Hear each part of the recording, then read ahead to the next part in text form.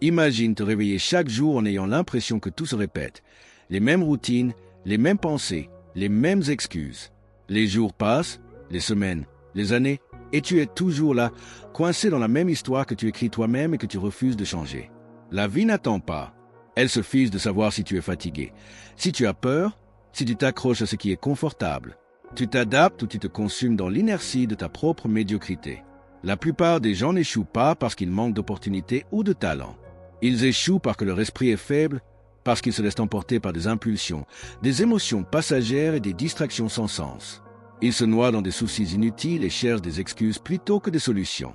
Ils veulent des résultats sans payer le prix. Ils veulent de la discipline sans effort. Ils veulent changer sans sacrifice. Mais la réalité est dure. Si tu ne maîtrises pas ta mentalité, quelqu'un d'autre le fera pour toi. La société, tes peurs, les attentes des autres. Et que crois-tu qu'ils feront de toi? Ils t'exploiteront, te manipuleront, te feront croire que ton temps et ton énergie doivent être au service de quelque chose qui ne te rend même pas heureux. Il ne s'agit pas seulement de penser positivement. Cette motivation-là est à jeter. Il s'agit de construire un cadre mental impénétrable, une structure interne qui ne vacille pas face à la peur, au doute ou à la difficulté. La discipline n'est pas une option. C'est le prix de la liberté. Ce n'est pas un talent. Ce n'est pas une question de chance ou d'inspiration. C'est une décision quotidienne. Elle se forge coup après coup, sacrifice après sacrifice, en choisissant ce qui est difficile plutôt que ce qui est facile, ce qui est juste plutôt que ce qui est confortable. Le stoïcisme n'est pas une théorie vide. Ce n'est pas une philosophie pour les intellectuels qui s'assoient pour débattre sans agir.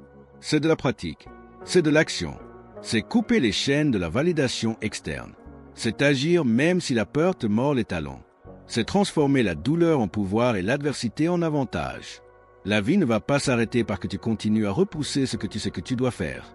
Elle ne t'attendra pas jusqu'à ce que tu sois prêt, parce que tu ne le seras jamais si tu continues à penser comme une personne faible. Si tu continues à chercher le confort plutôt que la croissance, tu resteras exactement où tu es. Aujourd'hui, nous allons parler de 10 leçons qui peuvent briser le cycle dans lequel tu es coincé. 10 principes qui, si tu les appliques, te sortiront de la médiocrité et te forceront à te durcir. Ce ne sont pas des conseils doux.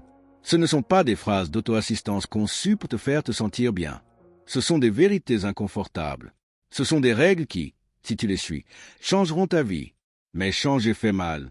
Changer nécessite de brûler la version faible de toi-même. Celle qui abandonne, celle qui cherche des excuses, celle qui dépend de la validation des autres. Alors, la question est simple, vas-tu écouter cela comme un simple spectateur ou vas-tu faire quelque chose avec? Brise la malédiction du jour répété.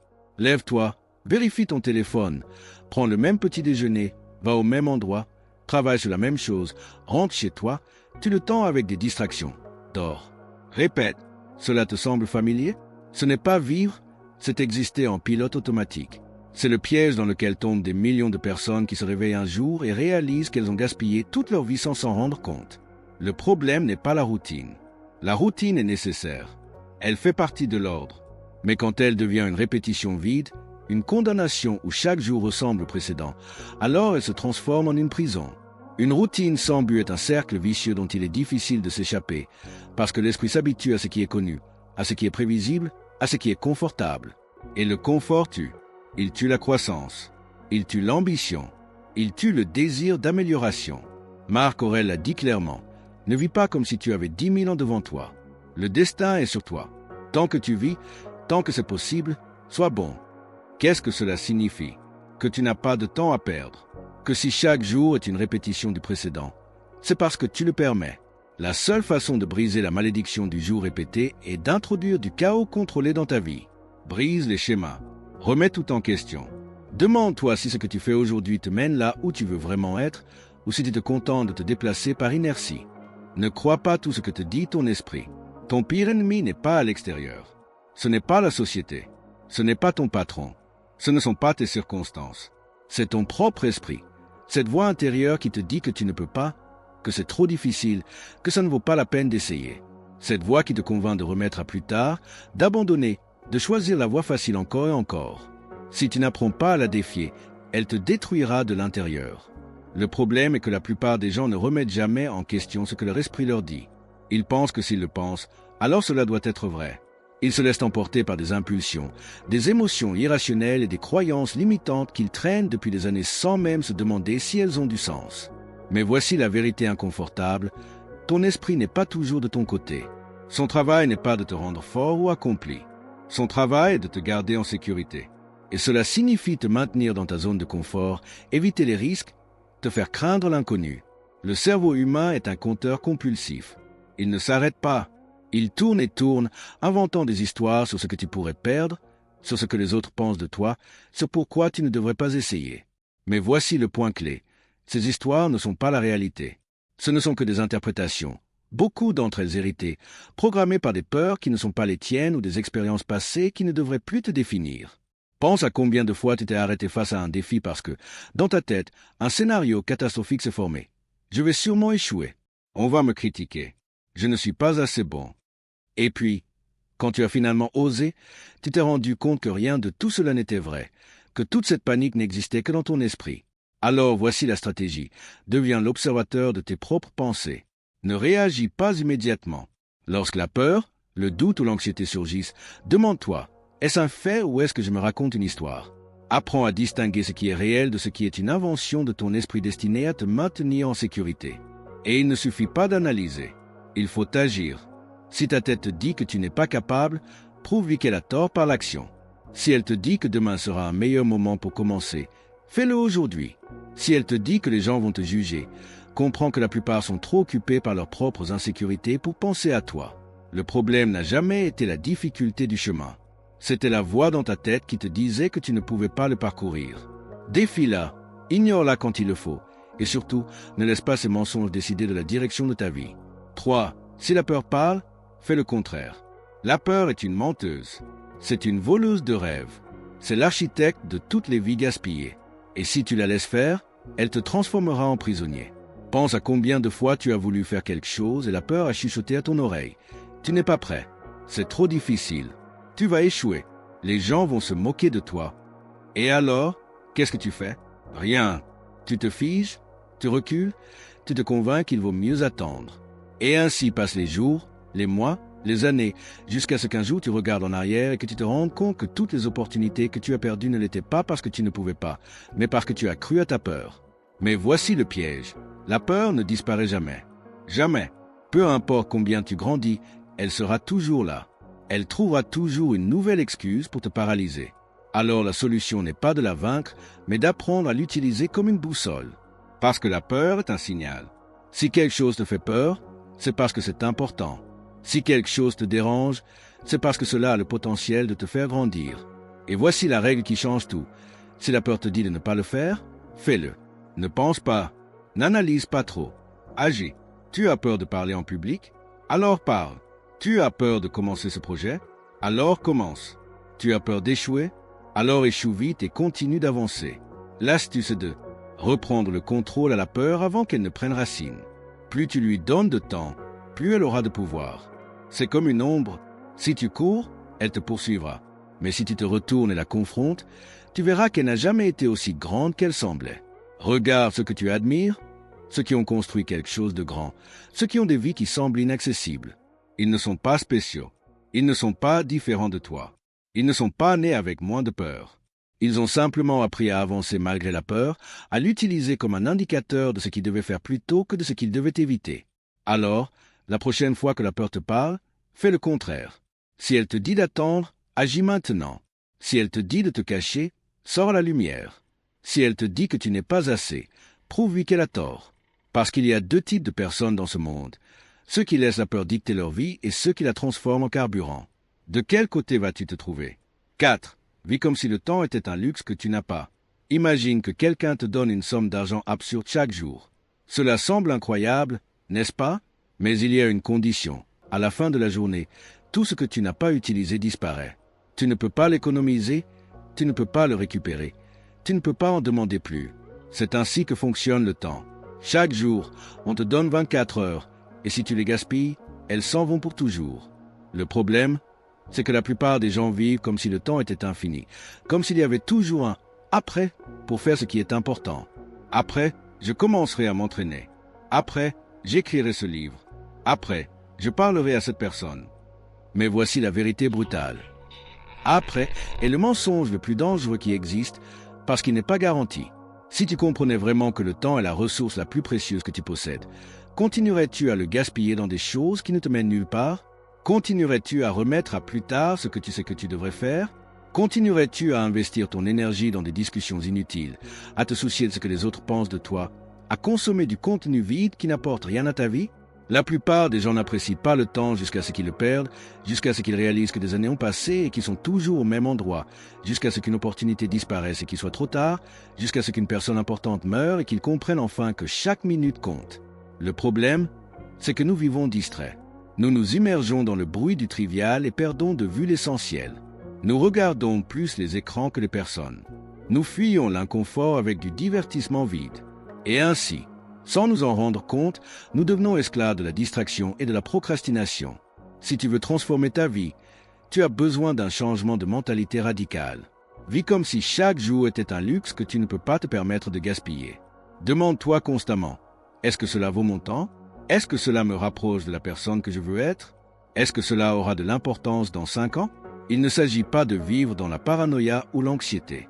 Il s'agit de clarté, de prendre des décisions avec intention, d'investir ton temps dans ce qui compte vraiment, t'améliorer, construire, apprendre, renforcer ton corps et ton esprit, créer des relations profondes, faire quelque chose qui a un impact. Chaque fois que tu penses à remettre quelque chose à plus tard, rappelle-toi ceci. Tu brûles un jour de ta vie qui ne reviendra jamais. Chaque fois que tu te laisses distraire par des choses sans importance, imagine que tu jettes de l'argent par la fenêtre, sauf qu'ici, c'est ton temps. Il est bien plus précieux. Regarde ta vie maintenant. Si tu savais que tu n'as que 6 mois à vivre, qu'est-ce que tu changerais? Qu'est-ce que tu ferais différemment? Prends cela maintenant. Tu n'as pas besoin que la mort te poursuive pour commencer à vivre avec urgence. 5. Fais de l'inconfort ton gymnase mental. La plupart des gens fuient l'inconfort comme s'il s'agissait d'un poison. Ils évitent l'effort, la douleur, l'échec. Ils cherchent refuge dans ce qui est facile, dans ce qui est connu, dans ce qui ne fait pas mal. Mais voici la vérité que personne ne veut entendre. Chaque fois que tu choisis le confort plutôt que le défi, tu deviens plus faible. Ton esprit et ton corps sont comme un muscle.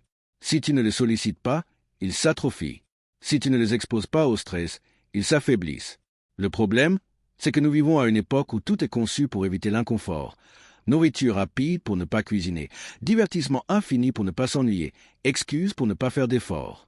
Mais voici le paradoxe. Plus tu évites l'inconfort, plus tu deviens fragile. Ce qui semblait facile devient difficile. Ce qui était un petit obstacle devient une montagne. 7.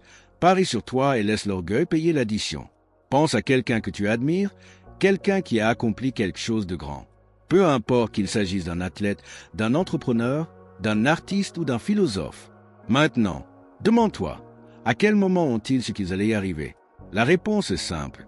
Ils ne l'ont jamais su avec certitude.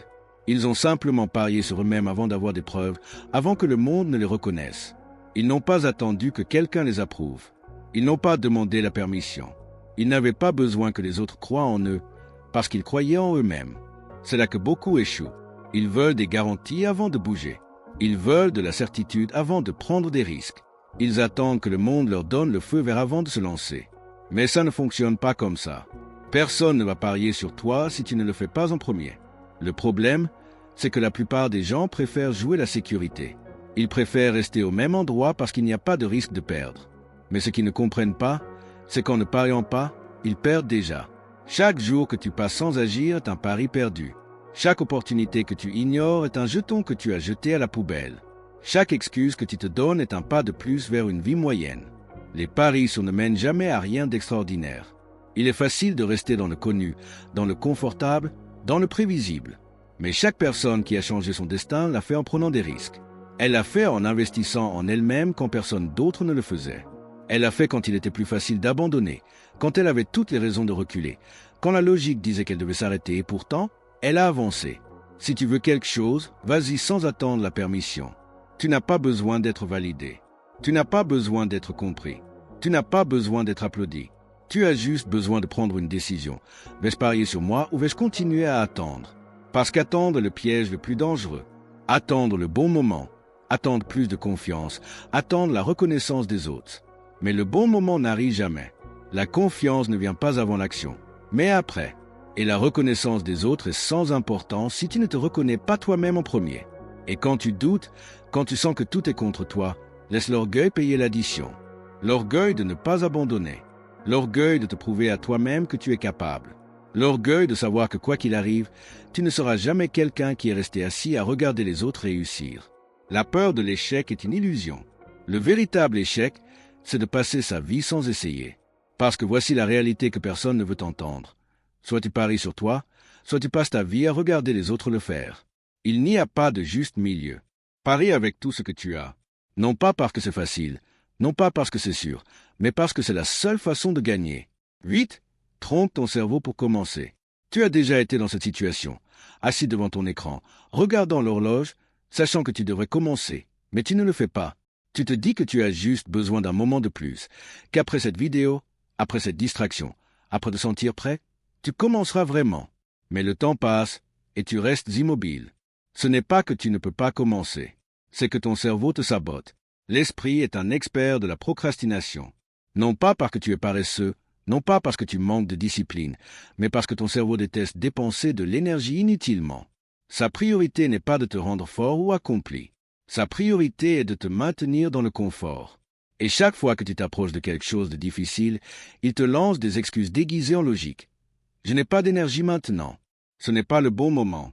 Je ne sais pas par où commencer. Ne te trompe pas, ce n'est pas réel. C'est ton esprit qui te protège de l'effort. Mais voici le piège. Tu n'as pas besoin de motivation pour commencer. Tu as juste besoin de bouger. L'erreur de la plupart des gens est d'attendre de se sentir prêt, inspiré. Mais la motivation est une émotion, et les émotions sont instables. Si tu dépends d'elles pour agir, tu es perdu. La solution est simple, trompe ton cerveau. Dis-lui que tu vas juste faire un petit pas. Juste 5 minutes. Juste une action. Juste ouvrir le fichier et écrire une phrase. Juste faire une répétition à la salle de sport. Juste envoyer un message. Parce qu'une fois que tu commences, quelque chose change. Ton cerveau cesse de résister. L'inertie se brise. Ce qui semblait impossible devient soudainement gérable. Le mouvement génère du mouvement. Pense aux fois où tu ne voulais pas t'entraîner, mais après l'échauffement, tu te sentais plein d'énergie. Ou au moment où tu as repoussé un travail pendant des jours, mais une fois commencé, tu as avancé sans t'arrêter. Ce n'était pas de la magie. C'est simplement que, une fois en mouvement, ton cerveau cesse de lutter et s'aligne avec l'action. Alors voici la clé. Ne négocie jamais avec ton esprit avant de commencer.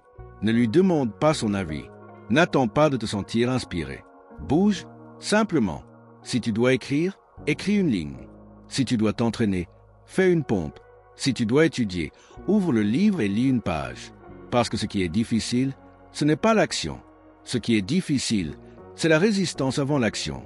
Celui qui apprend à franchir cette barrière devient imparable. Il n'a plus besoin de motivation. Il agit parce qu'il sait que l'action est la seule chose qui produit des résultats. Alors, la prochaine fois que ton cerveau essaiera de te freiner, souris et dis-lui « Tais-toi, je commence juste 5 minutes. » Avant qu'il ne s'en rende compte, tu auras déjà avancé. 9. Élimine l'inutile pour que l'essentiel puisse grandir. Ta vie est comme un arbre. Elle a des branches solides qui soutiennent l'essentiel, ta discipline, ta croissance, tes relations précieuses, mais elle a aussi des branches mortes, inutiles, qui absorbent de l'énergie sans rien apporter. Et si tu ne les tailles pas, elles finiront par t'étouffer. Le problème, c'est que la plupart des gens veulent grandir sans lâcher ce qui les alourdit. Ils veulent avancer sans renoncer à ce qui les retient. Ils veulent du succès mais restent attachés à des distractions, à de mauvaises habitudes, à des relations qui prennent plus qu'elles ne donnent. Regarde autour de toi. À quoi passes-tu ton temps? Combien d'heures sont perdues dans des choses inutiles? Combien de relations maintiens-tu par habitude? Combien de fois fais-tu quelque chose simplement parce que tu l'as toujours fait? La différence entre quelqu'un qui avance et quelqu'un qui stagne réside dans ce qu'il est prêt à laisser derrière lui. L'un comprend que pour que quelque chose grandisse, autre chose doit disparaître. L'autre s'accroche à tout, même si cela le détruit. Alors voici la règle. Éliminer l'inutile n'est pas une option, c'est une nécessité. Si une activité ne t'apporte rien, supprime-la. Si une habitude te freine, coupe-la. Si une personne t'apporte plus de négatif que de positif, laisse-la partir. Tu ne peux pas tout porter. Et oui, ça fait mal. Ça fait mal de lâcher ce qui est familier. Ça fait mal de casser des habitudes. Ça fait mal de dire au revoir à certaines personnes. Mais rester au même endroit par peur de changer fait encore plus mal. Pense au moment où tu as le plus grandi. Était-ce quand tu accumulais plus de distractions, plus de bruit? Non, c'était quand tu simplifiais, quand tu te concentrais, quand tu laissais tomber ce qui te pesait pour te concentrer sur l'essentiel. Le silence absolu, en revanche, coupe à la racine le pouvoir que l'autre croyait avoir sur ta vie. Dans la vie quotidienne, cela implique d'être ferme avec les limites. Il ne suffit pas de dire « je ne veux pas parler » car cet avertissement peut être négocié, manipulé ou tordu. La véritable coupure est l'action. Bloquer, disparaître, te retirer sans préavis.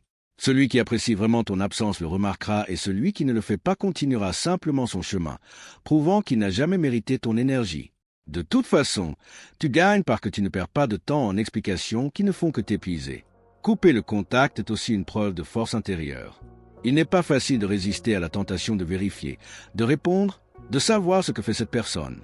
L'ego cherche des informations, cherche des signes de regret, cherche des preuves que tu comptes encore. Mais la discipline de ne pas regarder en arrière est ce qui te libère vraiment chaque jour. Sans contact est un jour où tu récupères ton pouvoir. Chaque silence que tu maintiens est une brique de plus dans le mur qui protège ta paix. Celui qui reçoit cette coupure inattendue entre dans un état de confusion. Le vide que tu laisses commence à peser et l'esprit de l'autre cherche des réponses qui ne viendront jamais. C'est la véritable vengeance silencieuse. Non pas la confrontation, mais l'absence qui oblige le traître à faire face à ce qu'il a perdu. Pendant qu'il se noie dans les questions, tu avances sans regarder en arrière. Couper le contact sans préavis est en essence un acte de respect envers toi-même. Cela signifie que ton bien-être vaut plus que toute conversation en suspens, que ta vie ne dépend pas de la validation des autres et que tu n'as pas besoin de permission pour lâcher ce qui te fait du mal. C'est le début de ton indépendance réelle. Parce que lorsque tu fermes cette porte brusquement, tu ne te sépares pas seulement de la trahison. Tu ouvres également la voie à la discipline, à l'autoconstruction et à la liberté. 3. Transforme ton énergie en discipline. La douleur est comme une rivière en crue. Elle ravage tout sur son passage si elle ne trouve pas un cours. Une rupture ou une trahison génère cette même force incontrôlée. Des pensées qui se répètent sans cesse. Des émotions qui cherchent une issue, des impulsions qui te poussent à réagir. Et c'est là que beaucoup se perdent parce qu'ils laissent l'énergie de la douleur les détruire au lieu de la transformer en pouvoir. La clé est de rediriger ce courant vers un cours solide, la discipline. Car lorsque tu transformes le chaos interne en actions ordonnées, la douleur cesse d'être un ennemi et devient un carburant. Le silence en soi ne suffit pas s'il reste vide.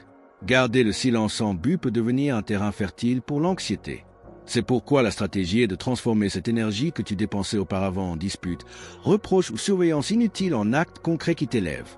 Chaque minute que tu ne passes pas à lui parler, chaque pensée que tu ne gaspilles pas à revoir sa vie doit être investie en toi. Commence par l'essentiel, ton corps. La douleur psychologique a un impact direct sur l'énergie physique. C'est là que tu dois t'entraîner. L'exercice, l'alimentation consciente et le repos ordonné sont des piliers qui transforment l'angoisse en force. Chaque fois que tu soulèves des poids, que tu cours ou que tu t'entraînes, tu façonnes non seulement ton corps, mais aussi ton caractère. La sueur devient la preuve tangible que la douleur se transforme. Alors que d'autres s'attendent à te voir briser, tu es en train de forger une version plus forte de toi-même. Mais la discipline ne se limite pas au physique. Il s'agit aussi de l'esprit. Transformer ton énergie en discipline signifie lire au lieu de te lamenter, apprendre au lieu de t'obséder, travailler sur des projets personnels au lieu de passer des heures dans le vide du souvenir. Chaque habitude que tu construis est une déclaration silencieuse d'indépendance. La personne qui t'a trahi attendait ta chute, mais à la place, elle trouve quelqu'un qui a utilisé cette blessure comme une étincelle pour grandir. Dans la vie quotidienne, la discipline se reflète dans les détails. Te lever tôt, même si la tristesse t'invite à rester au lit. Assumer tes responsabilités, même si l'esprit te pousse à te distraire. Respecter ta routine, même si la douleur veut la briser. Chaque acte de discipline est un coup silencieux qui prouve que tu n'as pas besoin de l'autre pour rester fort. Cette constance quotidienne est celle qui transforme ton silence en une arme réelle, car il n'est plus une absence mais un progrès. Celui qui observe de loin ton processus est confronté à une vérité inconfortable. Alors qu'il t'attendait affaibli, ta transformation le désarme. Le silence combiné à la discipline crée du mystère. Comment a-t-il pu se relever si vite? Comment parvient-il à avancer alors qu'il semblait détruit? Ces questions deviennent une tempête pour l'autre pendant que tu continues simplement ton chemin, concentré sur ton évolution. Transformer ton énergie en discipline signifie que tu ne vas pas gaspiller ce que tu as de plus précieux, ton temps, sur quelqu'un qui est déjà derrière toi. Cela signifie que la blessure ne te coulera pas parce que tu as choisi de la transformer en moteur qui te propulse. Et à la fin, quand tu regarderas en arrière, Tu découvriras que ce qui semblait être ta plus grande défaite était en réalité le début de ta plus grande force. La douleur incontrôlée consume, mais la douleur disciplinée construit. Et lorsque tu apprends à transformer chaque goutte d'énergie en action ferme, ton silence cesse d'être une simple absence et devient la déclaration la plus forte qui existe. Tu ne m'as pas détruit. Tu m'as transformé. 4. Construis une nouvelle réalité. Un incendie ravage tout sur son passage. Mais après les cendres, la terre devient fertile pour une nouvelle vie. Il en va de même pour une rupture ou une trahison. Elle détruit la version de la vie que tu avais, mais elle te donne l'opportunité de construire quelque chose de différent à partir de zéro. Et dans cette reconstruction réside ta victoire. Il ne s'agit pas de revenir à la même chose, ni de chercher des remplacements précipités. Il s'agit de construire une nouvelle réalité qui ne dépend pas de ce que tu as perdu, mais de ce que tu es capable de créer. Beaucoup tombent dans le piège de rester dans les décombres, de regretter ce qui a été perdu et de soutenir des ruines qui n'ont plus de sens. Cette attitude prolonge la douleur et donne plus de pouvoir au souvenir du traître. Construire une nouvelle réalité signifie que, au lieu de regarder ce qui s'est effondré, tu décides de commencer à construire quelque chose de plus solide, de plus authentique et de plus à toi. C'est prouver que le silence n'est pas seulement une absence, mais la base d'un monde renouvelé. Ta nouvelle réalité commence à l'intérieur. Changer la façon dont tu te parles à toi-même. Rompre avec les croyances qui te maintenaient lié et nourrir une mentalité de force. Ce que tu tolérais avant n'a plus de place. Ce qui t'affaiblissait avant devient maintenant une leçon. Cette transformation intérieure est la racine qui soutient ta reconstruction. Parce que si tu ne changes pas à l'intérieur, ta nouvelle vie ne sera qu'un reflet du passé. Mais cela implique aussi l'extérieur, changer ton environnement, tes routines, revoir ton cercle social. La personne qui t'a trahi n'a plus sa place dans l'histoire que tu écris. Chaque décision pratique que tu prends, chaque nouvelle habitude que tu incorpores, chaque nouvel endroit que tu visites devient une brique de cette nouvelle réalité. Et pendant que tu avances en silence, l'autre reste à l'extérieur de ce monde, sans accès ni invitation. Construire une nouvelle réalité n'est pas immédiat, c'est un processus de discipline quotidienne. Cela se reflète dans le travail que tu choisis de faire, dans les objectifs que tu décides d'atteindre et dans la façon dont tu commences à prendre soin de ton corps, de ton esprit et de ton âme. C'est comprendre que la vengeance n'est pas de chercher à faire souffrir l'autre, mais de montrer par ton évolution qu'il n'a jamais pu t'arrêter. Parce que quand quelqu'un qui voulait te voir détruire remarque que tu fleuris en son absence, le coup est beaucoup plus profond que toute confrontation directe. Dans la vie quotidienne, cela signifie prendre le contrôle des domaines que tu as négligés. Si ton énergie était mise dans la relation, tu la diriges maintenant vers tes projets. Si tu donnais ton temps à quelqu'un qui ne l'appréciait pas, tu l'investis maintenant dans des activités qui construisent ton avenir. Voyager, étudier, entreprendre, s'entraîner.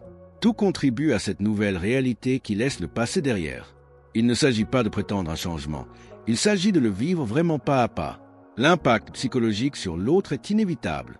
Voir que tu as disparu et, au lieu de t'effondrer, tu as construit quelque chose de nouveau, crée une confusion brutale.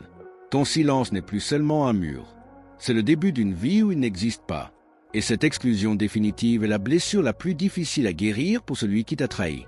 Construire une nouvelle réalité, c'est te déclarer maître absolu de ta vie.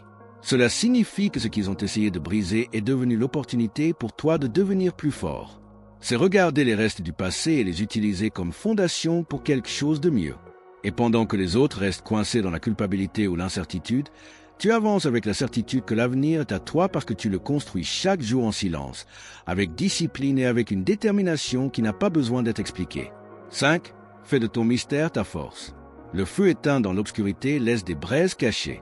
Personne ne sait quand elles se rallumeront, ni combien elles brûleront fort. C'est ce que représente le mystère dans ta vie après une trahison. Ne pas montrer chaque mouvement, ne pas donner de signes clairs, ne pas fournir d'explications.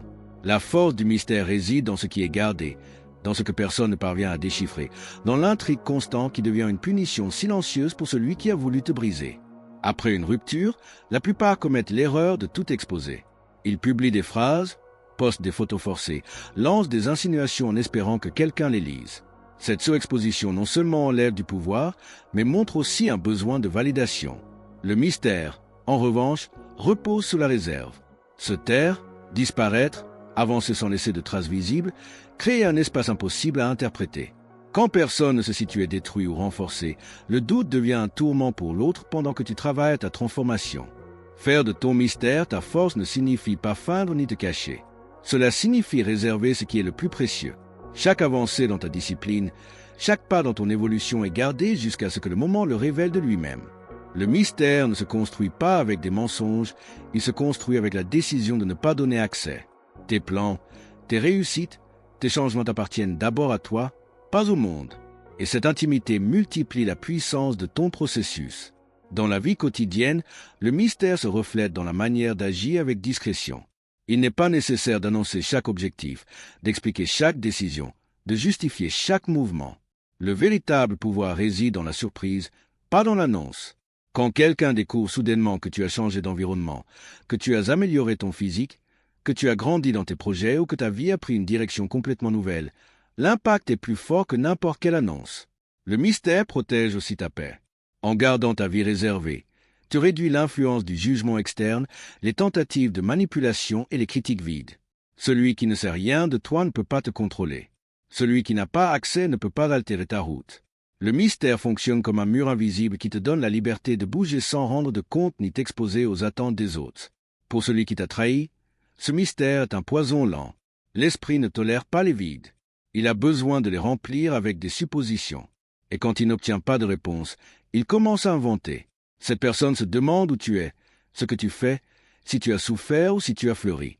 Et aucune de ces questions ne reçoit de réponse. Le silence combiné au mystère crée un effet dévastateur. Pendant que tu avances calmement, il se consume dans l'incertitude. Les gens ne valorisent pas ce qui est montré sans mesure, mais ce qui est caché. Ce qui n'est pas facilement donné suscite l'admiration et la curiosité. Tes silences, ta réserve, ta capacité à disparaître du radar sans donner d'explication te placent au-dessus du bruit commun. Tu cesses d'être prévisible. Tu deviens une énigme, quelqu'un d'impossible à déchiffrer et donc d'impossible à contrôler. Faire de ton mystère ta force, c'est choisir de garder un silence stratégique, de réserver tes avancées et de protéger ton énergie. Ce n'est pas de l'indifférence vide, c'est de l'intelligence appliquée. Ce n'est pas te cacher, c'est augmenter ta valeur à travers ce que tu t'es. Parce que ce que personne ne peut déchiffrer est respecté et ce que personne ne peut atteindre est admiré. Le mystère fait de ton processus un territoire inaccessible pour le traître et une source inépuisable de pouvoir pour toi. 6. Montre ta transformation de manière subtile. Les montagnes ne font pas de bruit lorsqu'elles grandissent. Elles s'élèvent avec patience, avec fermeté et sans demander la permission à personne. C'est l'essence de montrer ta transformation après une rupture ou une trahison. Tu n'as pas besoin de crier ce que tu accomplis. Tu n'as pas besoin de démontrer chaque progrès. Il suffit de vivre de telle manière que les autres le perçoivent sans que tu dises un mot. La grandeur réelle ne s'annonce pas. Elle se prouve par les résultats. L'erreur commune est de vouloir que le monde, et surtout celui qui t'a blessé, voit immédiatement ton progrès. Ce besoin de reconnaissance externe révèle une faiblesse car tu continues à donner ton pouvoir à la validation des autres. La véritable transformation se construit en silence, pas à pas, et apparaît devant les yeux des autres de manière inévitable, comme le soleil qui finit par se lever chaque matin. Elle n'a pas besoin d'être annoncée, elle se produit simplement. Montrer ta transformation de manière subtile signifie que tu ne te vantes pas. Tu vis simplement. Tu ne remplis pas tes réseaux sociaux de phrases de dépassement de soi forcé. Tu ne cherches pas d'applaudissements ni de confirmation. Tu laisses les faits parler. Ta discipline corporelle se remarque lorsque les gens te voient plus fort. Ton focus mental se reflète lorsque tu affrontes la vie avec calme. Tes réussites professionnelles apparaissent sans besoin de proclamation. Chaque détail parle de lui-même sans besoin d'ornement. Musique dispute, des larmes, des preuves qu'il compte encore, mais à la place, il trouve de la neutralité. Musique des réponses sèches, un mur de calme qu'ils ne parviennent pas à franchir. Cette réaction brise leur récit car elle les oblige à affronter la vérité. Ils n'ont plus de place dans votre vie. Ils n'occupent plus la place qu'ils croyaient assurée et cette constatation est beaucoup plus douloureuse que toute réclamation. Le plus puissant de l'indifférence calculée est qu'elle n'est pas un masque. Elle est le reflet de votre nouvel état. Cela signifie que vous avez, musique, appris à ne pas dépenser d'énergie dans ce qui n'en vaut pas la peine. Cela signifie que votre paix est plus importante que toute provocation. Cela signifie que votre vie ne dépend plus de ceux qui vous ont déçus. Vous répondez avec indifférence, non pas parce que vous ne ressentez rien, musique, mais parce que vous avez choisi de ne pas montrer de faiblesse. Votre froideur mesurée est un rappel que le pouvoir n'est plus entre les mains de l'autre. Et lorsque votre silence, votre mystère, votre transformation se combinent avec cette attitude, musique, le résultat est imparable. Il se noie dans l'impuissance tandis que vous avancez léger, maître musique de vous, maître de votre histoire. C'est la victoire qui n'a pas besoin de bruit car musique, elle s'impose d'elle-même. 8.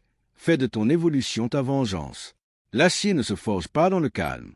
Il est moulé dans le feu et le marteau jusqu'à devenir indestructible. Il en va de même pour toi, musique, après une trahison. La douleur et le feu, la discipline et le marteau et ta nouvelle version est l'acier qui émerge du processus. La meilleure vengeance de musique se trouve pas dans les mots blessants ni dans les démonstrations de rancœur, mais dans l'évolution que tu réalises à partir musique de ce qui a tenté de te détruire. Lorsque tu te reconstruis en silence et que tu deviens quelqu'un de plus fort, le coup que reçoit l'autre est beaucoup plus dévastateur que n'importe quelle réponse immédiate. La plupart des gens cherchent une vengeance directe. Discuter, pointer du doigt, exposer le traître, essayer de lui faire ressentir la même douleur. Mais cette réaction aux musiques ne fait qu'alimenter son pouvoir, car elle montre qu'il occupe encore de l'espace dans ton esprit. La vraie victoire est de montrer musique que la tentative de te briser est devenue le moteur de ta transformation. Tu n'as pas besoin de pointer du doigt. Ta croissance parle d'elle-même. Chaque pas ferme, chaque réalisation, chaque changement interne et externe est un rappel silencieux que ce qui ne t'a pas tué t'a rendu une musique plus fort. Faire de ton évolution ta vengeance implique de changer ta perspective. Tu ne vois pas la trahison en musique comme une fin, mais comme le début d'une étape où tu décides de t'élever. La douleur cesse d'être une chaîne et devient en musique un moteur. Chaque entraînement que tu fais, chaque habitude que tu maintiens, chaque objectif que tu atteins fait partie de cette évolution. Tu ne te lèves pas pour musique prouver quelque chose à l'autre. Tu te lèves parce que tu le mérites, parce que ta vie ne s'arrête pour personne. La discipline est le cœur de ce processus. Transformer tes blessures en carburant nécessite de la constance.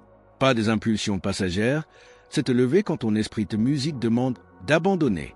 C'est travailler sur ton corps et ton esprit avec patience, sachant que la transformation ne sera pas immédiate musique mais sera inévitable. Et cette constance est ce qui fait de ton évolution une arme imparable.